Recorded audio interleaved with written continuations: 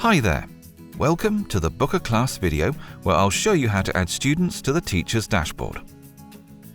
It's important to understand that students and teachers can only access the entire BOOKR class library app if they are added to the teacher's dashboard and hold an active license.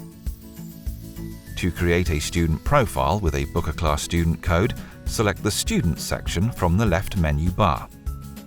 Click the Add New Student button and fill out the details. Mandatory information required is in red. If you know the Lexile measure of the student, type the number here. If not, leave it blank. The app will automatically update this section once the student completes the Lexile-based placement test in the mobile app. Here will be the student's unique 10-digit student code. This is an alphanumeric code that is automatically generated after you have entered the personal information and clicked Create Profile. Students have to enter this code when logging into the mobile app. Let's look at the Classes Involved field. Here you can do two things.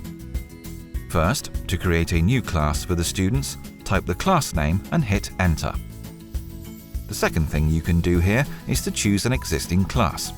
So if you have already created a class for your students, just click in the field, wait for the drop-down menu to appear and select the correct class for the student. Then click Create Profile and wait for the page to refresh. You can see that the student code appears on the profile page.